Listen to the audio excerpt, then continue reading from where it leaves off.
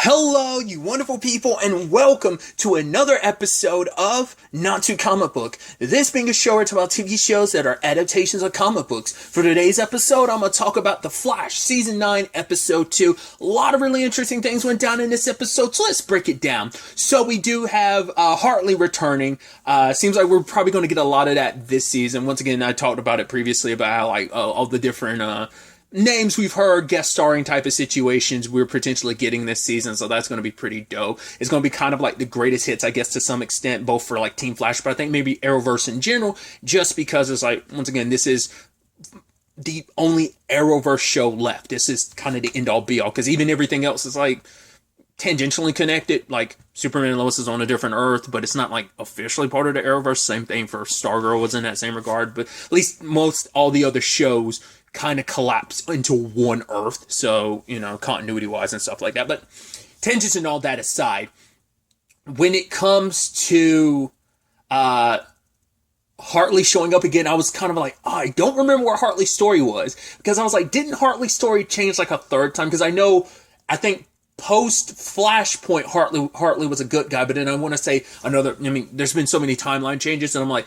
I don't think it was post Crisis. Was it post Crisis that was like, oh no, Hartley's a bad guy again?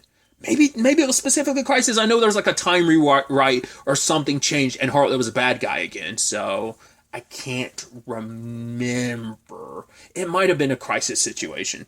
Either way, Hartley is being attacked by someone attacking with... It's like, oh, I'm the Fiddler. I was like, wait, as in like the Fiddler from like Stargirl? But then I remembered, I was like, wait, wasn't there already a Fiddler on this show and I couldn't remember? And it's like, yeah, they showed her picture in this episode. It's Izzy. She's the woman that Ralph fell in love with. She was one of DeVoe, or the Thinker's victims. Like, all the metas he made so he could snatch them all up and take their powers and stuff. I was like, okay, so she's the OG Fiddler, which are like, well, because of Crisis, I would assume that still technically happened in this universe. The all of season 4, like, things change and have been altered, but I think most of the continuities kind of stayed the same. So, well, because they had a picture of Izzy, so that must mean she's still alive and well, or maybe they thought she came back in some shape or form, because they're like, yeah, she was a friend in a previous life, but it's like, no, that's not the same Fiddler that attacked Hartley. This is a new one, and you're like, interesting. I mean, because we already got new versions of a lot of characters, like a Dr. Light, so on and so forth, right? So now it's like, right, we got a new Captain Boomerang last episode. Now we got a new Fiddler. What's going on? And they're going after Hartley, who was a former rogue himself. So you're like, okay, so... Oh yeah, I also can't forget that Ava was technically the new Mirror Master, wasn't she? I just remembered that. Either way, tangents and all that aside, it is that situation of... I love that Hartley showed up being like, hey, like the thing I'm looking for, it's in the bottom drawer, and Barry's like, no, it was in the top drawer. He's like, I should know because I was, like, Hartley was like, yeah, I worked here and stuff like that. Barry's like, right, I think maybe it's just kind of like, I don't remember what timeline we're on, like what your life and connection to us really is anymore just because of everything. So, but yeah, the Fiddler tried to kill him and now it's kind of throwing his heart off, like, gave him kind of arrhythmia. So, obviously he set out for revenge. I mean, especially considering like, hey, the Fiddler wants to get to me, and like, I'm gonna try and boost my gauntlets and go after her first. Which all that's happened in conjunction with the whole Snow situation. I completely forgot to talk about that last episode because I completely forgot. Like, all right, that was a post like in logo thing. I guess you can call it like post credit to some extent. But yeah. She popped up because she's neither Caitlin nor Frost, which Mark shows up and is like, yeah, this is kind of a third personality. This is Snow. It's kind of a bit of blank slate, but let's work together and we can get Caitlin back. But, of course, Mark is secretly trying to get Frost back. And it's like, right, we're on board with this. Like, him and Snow were on board with this together. And so it's like, right, let's make this happen. But the problem is that trying to bring back Frost didn't work. In fact, Mark was going to be like, no, we're actually going to we're going to bring both back. But it's like, well, Mark lied to you. It's like, that's also a really sad situation. Both are so driven by their grief, like him and Caitlin, that they kind of went above and beyond, like well beyond. And I think neither one of them took time to really think about the full fallout and consequences of the choice that they would make. Like, I don't think neither one of them saw what happened this third person popping up. None of them saw that coming. So now it's a situation of, it's that thing of, Barry even admits it later on. He says, like, no, I'm still mad at you, but I still understand why you did what you did. It's like, right, you did the wrong thing for the right reasons. Like, love, when you love someone that wholeheartedly, you don't want to let them go. I get that. It's like, I understand that better than anyone. But it's like, we are a team. We need to work together on this, not kind of going behind each other's backs. Because one of his biggest regrets is how he handled the whole Frost situation when he destroyed Caitlyn's equipment and stuff. And for him, it's like, if I had done things differently, maybe we wouldn't be here right now. Caitlyn would still be by our side. So he wishes that he handled things differently. But for him, it's like, he felt like at the time he thought that was the only way he could stop Caitlyn from doing what she did. And you know, and even him saying, like, he told Iris that he told her at the time he was sorry, but he wasn't, you know. And I think that's also one of his biggest regrets into it. But the problem is that they need a mapping of Caitlyn's mind, which luckily her dad had some when he ended up creating Frost in the process. So there is a mapping of Caitlyn's mind. But the process in which to bring Caitlyn back would mean sacrificing the other one. That's why her father never did anything to kind of just make it. Once again, his point was to make a Caitlyn 2.0 so that she would not be affected by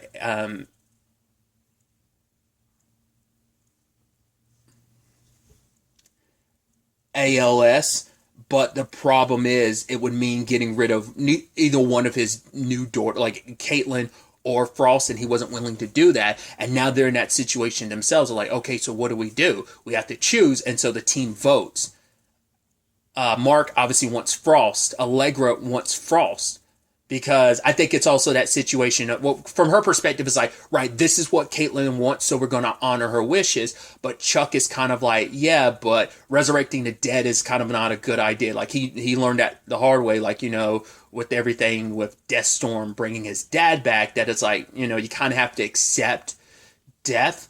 And so Iris, on the other hand, ended up choosing Frost this time, and even Barry's still on the fence on what to do, because it's like, right, if we bring one back and we can't, we'll end up letting go of the other, and it's like, right, like, they want both back, but it's like, how do you choose? It's like, both people mean the world to them. Because also the thing is, and that is something to consider, like, if they did bring Caitlyn back, Caitlyn would never stop at bringing Frost back, so you just kind of be in that same cycle again. So it's like, that is something to consider, but at the end of the day, Iris told Barry why she ended up choosing Frost. It's like, because I didn't choose Frost before, so I'm choosing Frost now. Because I didn't choose to let her live, you know? And for Barry, it's like, right, at the end of the day, it was about choice. So, like, right, Caitlyn made her choice, so are we going to deny Snow her choice? Which she ends up talking to Cecile, because obviously Cecile's got a lot that she's got to deal with. Her and Joe, the whole conversation. Well, first and foremost, it's like, right, they just lost Caitlyn, and they're not 100% sure if they can get her back there. Hopeful, but still.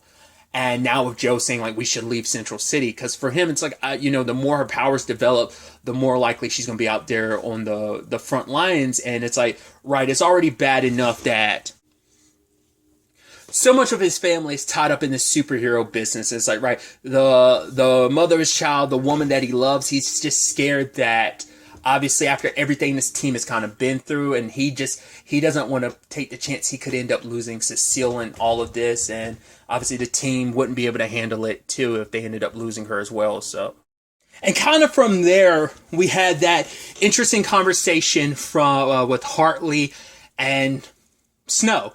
Because it's like, cool, you're the one with the medical knowledge. Caitlyn? No. You're the one with the Frost abilities. Like, Frost? No. So you're useless to me. Because she has this very, like, even kilter kind of interesting, I guess she is kind of like this middle ground, or maybe kind of outside. It's hard to say, like, in a Venn diagram of how much she is Caitlyn and how much is she Frost and how much is she neither, you know? So, but she has this very, like, even kilter, once again, blank slate, but kind of like pureness to her. Like, even to the point Cecile's like, you are the one person I can't read your mind. Like, there's like a genuineness to you, where it's like, it's not something you see a lot. That kind of what you see is what you get. I mean, especially considering you're the one person I can't read their mind. So it kind of makes, I think it makes Snow very interesting in that regard. Obviously, we later on know her name is Keon, but, you know, at the time she was just Snow. So, but her advice to Hartley, because, yeah, like, Hartley found somebody to protect, and that's why he was so quick to want to go after the Fiddler, because it's like, if I don't stop the Fiddler, they might go after Roderick and hurt him just to get to me. And it's like, right, he's like, I became a better person for this person I love, which Snow was like, that's beautiful, but have you really changed? Because, like, wanting to changing for someone, it's good, but at the end of the day, you still need to make the choice to change for yourself. And it's like, have you really made that choice about who you want to be? And that what puts her in this very interesting spot, because she's at that point where, you know, because they'd even said it before they were about to try and get Frost and Caitlin back earlier on, when they thought they were just getting Caitlin back, didn't know secretly Mark was planning on trying to get Frost too. But they were like, oh, it's kind of a sad that we don't really get to know Keon. And I was like, is that where this is going to go? And it's like, yeah, ultimately, Barry and Iris, as well as the rest of Team Flash, kind of let it come down to what Snow wanted. Because it's like, right, you are here because Caitlin made her choice. So who are we to kind of take it away from you? You are a person. You get to decide who you want to be. And I love how, like, you know, because I even love her being like, oh yeah, am I a funny person? Because she's like, yeah, I'm trying to discover who I am. Because she loves nature. She's like, she feels so in tuned with nature all around her. She feels it all being alive. But for her, it's like, everything else is kind of still a mystery that she's, you know, only thing she knows about Team Flash is the stuff that, like, you know, Mark filled her in on. Which I also think is an interesting parallel. Danielle Pennebaker was in the movie Sky High. She had a character. It's been so long, I don't remember her character's name, but her character had an ability. She's basically, her powers related to plants and nature. So, like, her saying that made me go like, oh, that's interesting. I'm reading too much into it, but I thought that her kind of being tuned with, like, nature and all living things, like, it made me kind of feel a little bit like she was, because that character was like Poison Ivy without being, her character from Sky High was like Poison Ivy, but just not that, like, not eco-terrorist level like Poison Ivy was, but she was kind of Poison Ivy adjacent enough, you know, or Poison Ivy light enough where she wasn't like so extreme like Poison Ivy. So it just, that conversation made me kind of feel like that parallel. So I wonder, are we going to find out like where she is in the grand scheme of things? Like, what is her, like, does she secretly have the powers that she just doesn't know about yet? Or is she just going to end up being kind of a regular human like Caitlin? I'm curious to see how that ultimately ends up playing out in that regard. But I love, like, her getting so excited and hugging everybody. And especially when she got to Cecile, she kind of lifts Cecile up because Cecile was like, all right, my turn. Because it's like, yeah. Because it's like, right, let me talk to you like a friend. It's like, yeah, like Cecile was the first friend she made as Keon. So I thought that was kind of really neat. But also, like, her advice to Hartley struck a chord with him so that when the time came, he made a choice, you know? Obviously, he thought the Fiddler killed everyone, but I was like, that didn't look like death. I feel like the Fiddler was just going to scramble people and kill them. It's like, there'd be bodies left. But it's like, yeah, the Fiddler basically sent them,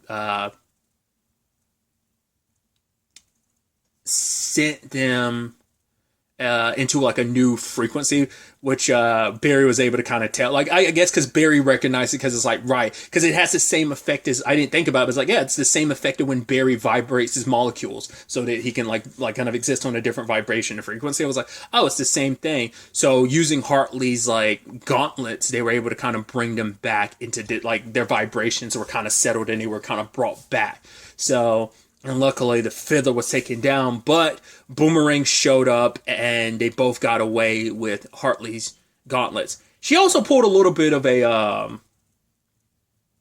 oh god, I was about to say Black Canary, but also like, well, canonically speaking, currently would be Black.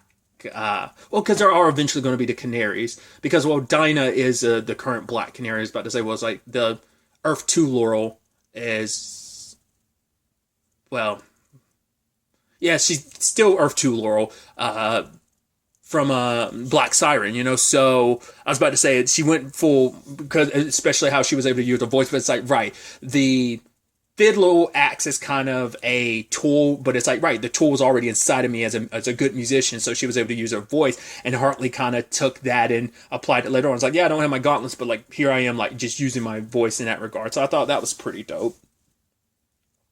Because later on, when Mark wanted to still use the device, and because Keon had made a decision, like, I want to find out who I am. Like, Caitlyn made her choice, and I want to make mine. I want to find out who I am, and I want to discover that.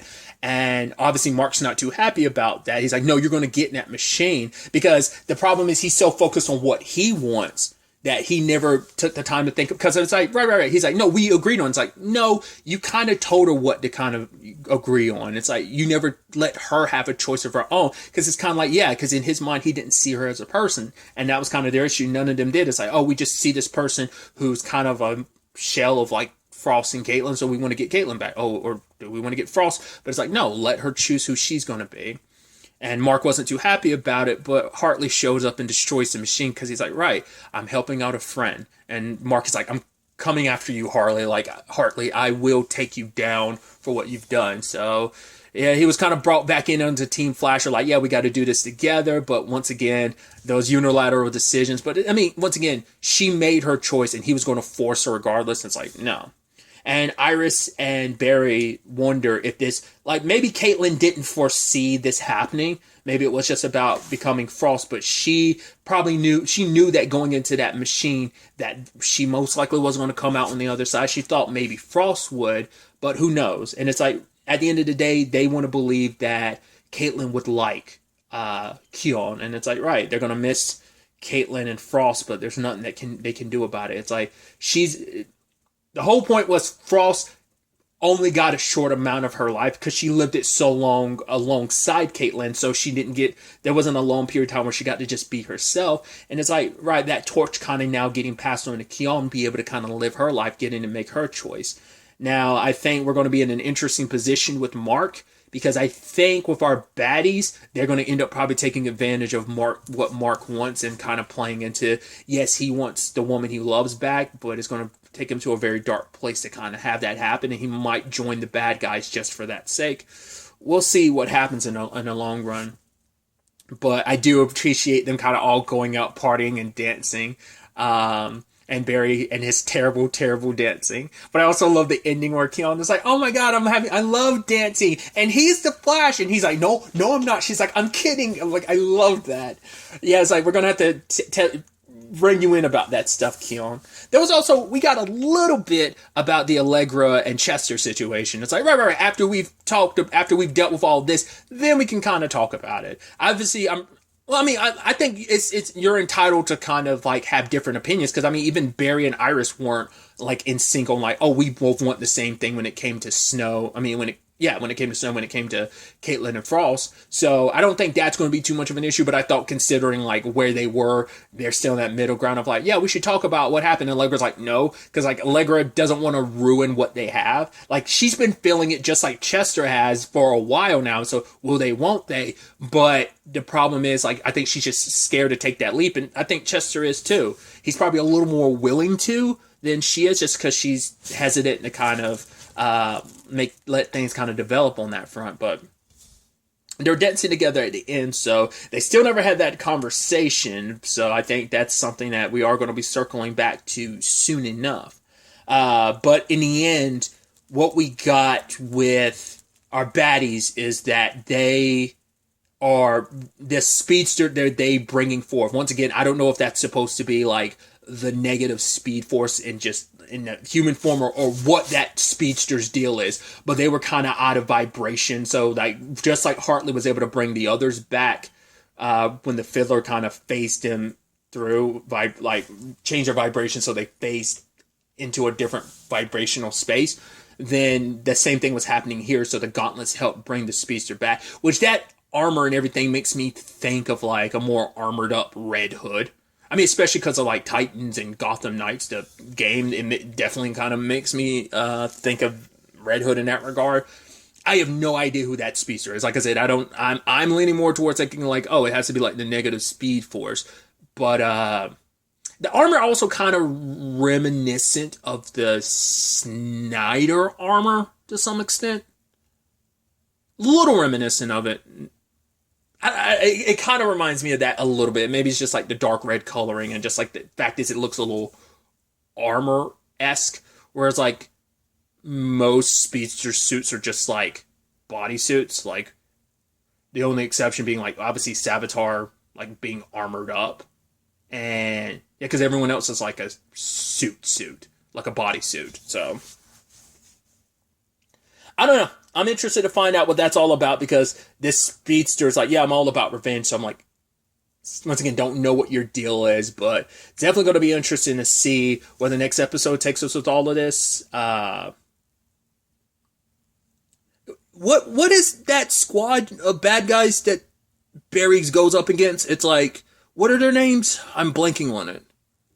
There's something rogues. Obviously, Captain Cold and Heatwave were a part of it. Obviously, was it Top and Mirror Master were also a part of that and everything. They're called something rogues. I don't remember. It's not, I mean, it's shorthand just the rogues, but it's like, I don't remember what their actual name is off the top of my head. It's going to bother the crap out of me. I looked it up. I guess it is just the rogues. I could have sworn it was something more than just the rogues, but either way. The character I looked up specifically to find the team name to is something I was thinking about too. I'm like, we haven't gotten a new Captain Cold post-Crisis, have we? I don't remember. Maybe we did, and I'm probably blanking on it. It's like, well, I guess Mark's kind of in that vein, supposed to maybe subtly be that, or maybe he'll officially be like in the more like Captain Cold. I don't remember, like, because he has a nickname and stuff, but I don't remember what it is off the top of my head. I'm about to say, like, we're probably going to fully, like, out, like, the whole full Rogues gallery, like, the Rogues gallery. So I would assume that would mean, like, I wonder, would you get, like, a new Golden Glider and stuff like that, or a new Snart, a new Heat Wave? Maybe not, considering, well, the fact is, it's like, well, Mick is still alive, but I mean, Leonard isn't, so, but they probably lean into that and just, like, once again, I don't know if we're going to, I don't know, that was immediately my thought, like, are we going to get a new Captain Cold or whatever? Do correct me in the comments down below. Maybe we already have one, I'm just not remembering. I feel like I would remember that. Like I said, not unless Mark is kind of filling that void to some extent, but I definitely feel like they're bolstering that, like, new Earth Prime, like, Rogues gallery a little bit more, so I'm curious to see what other characters villains we get this season, because it seems like we're building the super squad. Because that typically doesn't always happen, because most teams have been just kind of like, yeah, they may like work with some people here and there, but most of the bad guys have been kind of solos to some extent. There are exceptions, but it's like, yeah, most villains in The Flash have been like, yeah, they might have like, it's not like a full like evil villain team, like the Legends literally went up against the Legion of Doom. Arrow's going up against like full-blown teams and stuff, you know? So we'll ultimately, like I said, ultimately have to wait and see how it all plays out going forward into the next episode. But really, that's all I want to talk about. Till the next time we meet, be happy, be safe, live life to the fullest, and enjoy it. Good day and goodbye.